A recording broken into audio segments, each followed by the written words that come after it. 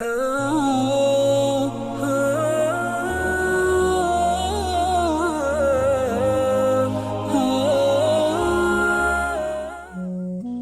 মালিক ছিলেন আন্দালুসের স্পেনের স্বাধীন সুলতান।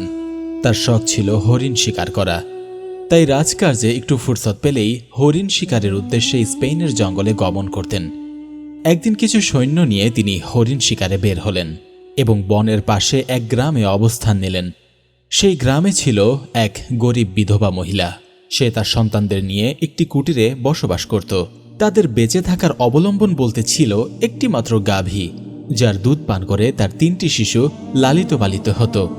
কিন্তু বাদশার অজান্তে সৈন্যরা সেই গাভীটি জবেহ করে খেয়ে ফেলল। বিধবা তাদের কাছে অনেক কাকুতি মিনতি করল যে তার গাভীটি যেন তারা ছেড়ে দেয়, কারণ এটাই ছিল তাদের জীবন ধারণের একমাত্র অবলম্বন। কিন্তু সৈন্যরা তাকে ধমক দিয়ে তাড়িয়ে দিল। এতে অসহায় মহিলা চোখে অন্ধকার দেখল। মহিলা গাভী হারিয়ে পাগলের মতো হয়ে গেল। সৈন্যদের কাজে বাধা দেওয়ার কেউই ছিল না। ফ্যালফ্যাল করে তাকিয়ে গাভী জবেহের দৃশ্য দেখা ছাড়া তার আর কিছুই করার ছিল না। রাতে সে ঘুমাতেও পারল না। ক্ষুধার্ত শিশুদের বুক ফাটা কান্না ও চিৎকার তার হৃদয়কে ক্ষত বিক্ষত করল। হঠাৎ উৎকণ্ঠার কুলেহিকা ভেদ করেও তার মনে আশার প্রদীপ জ্বলে উঠল। বাদশাহ যেহেতু ন্যায় বিচারক, সেহেতু অবশ্যই তার কাছে এর সঠিক বিচার পাওয়া যাবে। সুতরাং প্রত্যুষেই সে বাদশার কাছে যাবার জন্য মন স্থির করল। কিন্তু বাদশার কাছে পৌঁছানো তার কাছে দুঃসাধ্য ছিল। ইতিমধ্যে সে জানতে পারল বাদশাহ শিকারে বের হয়েছেন এবং অমুক স্থান দিয়ে রাজপ্রাসাদে ফিরবেন। বিধবা মহিলাটি এই সুযোগকে হাতছাড়া না করে স্পেনের এক প্রসিদ্ধ পুলে দাঁড়িয়ে থাকে। বাদশার আগমনের প্রহর গুনতে লাগল। কিছুক্ষণ পরেই সেই অভিযোগটি পেশ করার মুহূর্তটা এলো।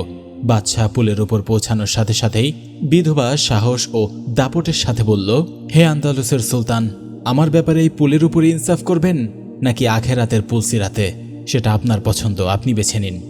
বিধবার কথাটি যেন বিষাক্ত বান হয়ে বাদশার কলিজায় বিঁধে গেল।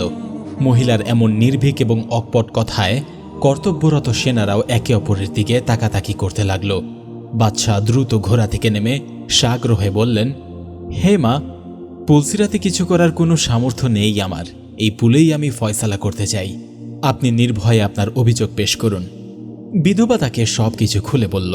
ঘটনা শুনে বাদশাহ অগ্নিশর্মা হয়ে গেলেন এবং তার চোখে ক্রোধের আগুন জ্বলে উঠল। সাথে সাথেই তিনি অপরাধী সৈন্যদের দৃষ্টান্তমূলক শাস্তির ব্যবস্থা করলেন আর সৈন্যদের এমন নিপীড়নে আফসোস ও দুঃখ প্রকাশ করলেন। বাদশাহ গাভীটির পরিবর্তে বিধবাকে 70টি গাভী প্রদান করলেন। বাদশাহর ইনসাফে বিধবা অনেক খুশি হল এবং সন্তুষ্ট চিত্তে তার কুটিরে ফিরে গেল। সম্মানিত ভাই ও বোনেরা, সেই জামানার অভিযোগকারীরা কতই না সাহসী ছিলেন, আর শ্রবণকারীরাও কত বড় ন্যায়ের প্রতীক ছিলেন, যা বর্তমান সভ্যতায় রূপকথার গল্পের মতোই মনে হয়। কিন্তু তাদের ন্যায়পরায়ণতার প্রধান কারণ ছিল তারা ছিলেন আল্লাহ ভীরু। আখেরাতের শাস্তিকে তারা ভীষণভাবে ভয় পেতেন। ভিডিওটি ভালো লাগলে একটা লাইক দিবেন। আপনাদের একটা লাইক আমাদের ভিডিও বানাতে অনুপ্রেরণা জাগায়। কেমন লাগলো আমাদের আজকের ভিডিওটি তা অবশ্যই কমেন্ট করে জানাবেন। পরবর্তীতে কি টপিকের উপর ভিডিও দেখতে চান তাও আমাদের কমেন্ট করে জানাবেন। আর এই রকম ইসলাম সম্পর্কে আরও ভিডিও পেতে আমাদের পেজ এবং চ্যানেলটি সাবস্ক্রাইব করে নোটিফিকেশন বেলটি অন করে রাখুন সবার আগে আপডেট পেতে। সবাইকে ধন্যবাদ ভিডিওটি পুরোপুরিভাবে দেখার জন্য।